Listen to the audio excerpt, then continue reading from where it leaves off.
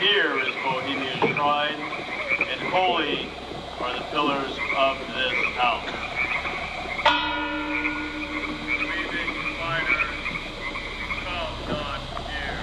Weaving spiders come not here. A quote from Shakespeare's A Midsummer Night's Dream, adopted by elite aristocrats and powerful businessmen of America to imply their Bohemian Grove retreat was nothing more than a recreational getaway. Except they didn't always live up to their motto. Retreats are types of group outings in which members take time to bond with one another, reflect on their purpose and aspirations, and cooperate on one or more specific goals. Various groups in America, such as scouts, students, athletes, and clergy, participate in retreats as a way to withdraw from society temporarily in a quiet and secluded place where people can relax. In order to understand the Bohemian Grove, we must first talk about the Bohemian Club, which was supposedly formed in 1872 by an unknown number of individuals. Although it is aforementioned that in 1869, Junius Henry Brown said, in explaining the Bohemian Club, that New York's Bohemia had consisted of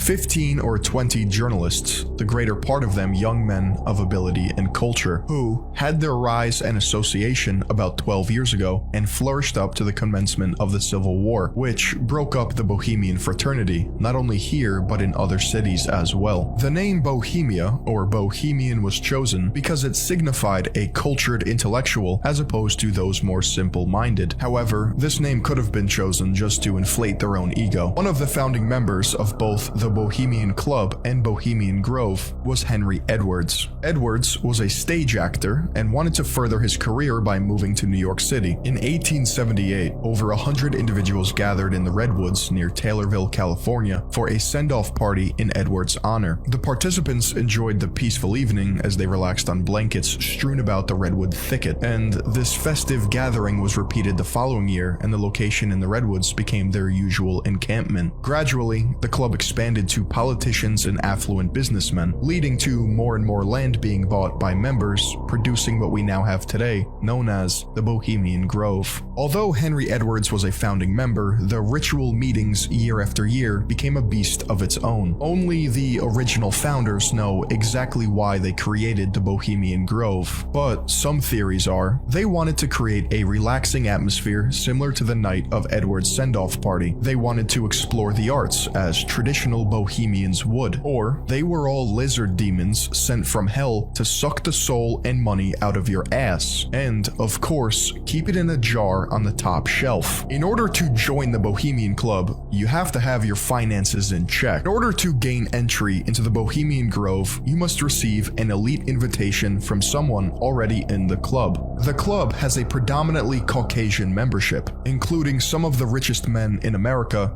and more often than not, a majority of politically conservative statesmen. Similar to a country club, there is an initiation fee in order to join Bohemian Grove. This initiation fee is around $25,000, with $5,000 in yearly dues. This money goes towards the lavish spectacles that take place at the encampment, along with their dinner parties and dramatic performances, which are oftentimes described as lackluster. Nonetheless, people like you and me will never get to see these Gatsby-esque parties because the invitation to join is extremely limited, and only those with legacy get requested. Sorry, you just didn't get picked for the Bohemian dodgeball team sport. Prominent people known to have attended Bohemian Grove include all of the Bushes, Ronald Reagan, Mark Twain, Clint Eastwood, and Richard Nixon. In an article written by a former employee at the Bohemian Grove, she stated, "Jeb Bush was once denied a milkshake and threw a childlike temper tantrum. Apparently, there are milkshake rules at Bohemian Grove, and you can't serve one before 8 p.m. But Jeb clearly didn't get the memo." Richard Nixon, the 37th President of the United States, was recorded in 1971 saying,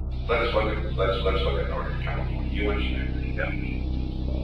You know what's happening. San Francisco just gone. It's clear over. I understand, but it isn't. It isn't just down in the ratty part of town. But the upper class in San Francisco is that way. The Bohemian Grove that I attended a long time ago, the Easterners and the others have come there. But it is the most faggot goddamn thing you will ever imagine in San Francisco crowd because it's just terrible. I mean, I don't want to shake hands with anybody in San Francisco. Nevertheless, Nixon would attend the Bohemian Grove picnics, and Jeb still wouldn't get his milkshake. In September of 1942, an alleged meeting took place at the Bohemian Grove, where arguably the most influential venture in human history was debated. This meeting sparked the Manhattan Project. According to author Peter Phillips, many Grove members take pride in this piece of Bohemian history and flaunt it to new initiates. Ernest Lawrence, nuclear physicist and Nobel Prize winner, and J. Robert Oppenheimer, a theoretical physicist and wartime head of the secret laboratory Los Alamos. These two men were accompanied by committee heads, representatives from the biggest oil and electric companies, as well as presidents of Ivy League schools such as Yale and Harvard. Now, I may not be a bohemian, but this sounds an awful lot like weaving spiders to me. The web they managed to create through sheer mastery of science and innovation was, of course, the nuclear bomb. This undertaking led to the advent of nuclear weapons and brought the Second World War to an end. The Manhattan Project also dictated how the subsequent war with the Soviet Union would be fought, or not fought depending on how you define the Cold War. There are more than likely various different traditions at Bohemian Grove that non-members will never know about. However, there are some that do give us an insight into their aristocratic world. This is where it gets weird. Bohemian Grove glorifies symbols and pictures of St. John of Nepomuk. They even have a large carving of St. John with one finger over his mouth, possibly signifying secrecy. However, it isn't entirely evident why the club's patron saint is John, but it could be because he was born in 14th century Bohemia and ended up being controversially killed by the king. Besides St. John of Nepomuk, they have an owl mascot. There is a 30-foot tall owl effigy that rests at the front of the lake within the grove, and for all we know, that's a slumbering old god. Additionally, Bohemian Grove members set up and take part in large-scale theatrical performances, with a Grove play taking place each year involving around 300 people. Perhaps worshipping St. John, praying to an owl effigy, and dancing on stage are innocent. There is one traditional Bohemian Grove ritual that stands out among the rest, infamously known as the cremation of care. This event was originally like any other theater production, but according to Theater West, Image and Impact, in 1913, cremation of care was separated from other Grove plays and became an exorcising of the demon to ensure the success of the ensuing 2 weeks. Yeah, right. Whatever meaning this ceremony holds, it's probably not for everyone. The strange nature of the club and its ceremonies, including the towering owl statue, mad scientists, shady dealings, and former presidents all lead to one thing: a conspiracy.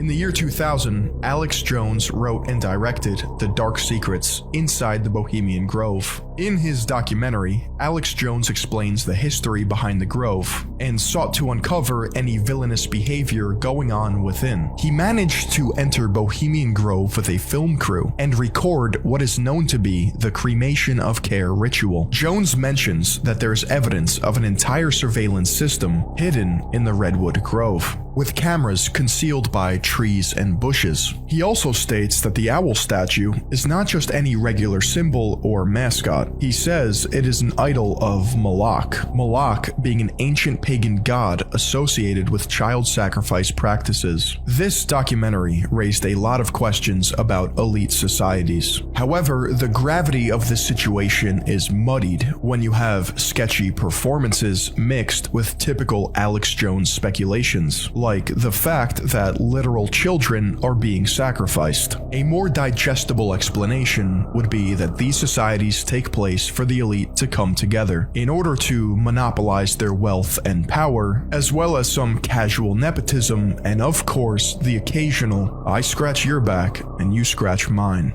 Perhaps Bohemian Grove acts as a fraternity bound by secrecy, available only, unfortunately, for those who make decisions about our world. This documentary was over 20 years ago. Nowadays, the Bohemian Grove seems rather forgotten. Abandoned by those who once sought the Grove for refuge, it is now shrouded in mystery and gatekept by members. I mean, the online Bohemian Grove member list is filled with literally 90% dead people. There is is no doubt in my mind that meetings for a select few occur in the Bohemian Grove. Whether it's country club dads enjoying nature or evil masterminds out to destroy the world, you can bet on one thing: they don't want you there.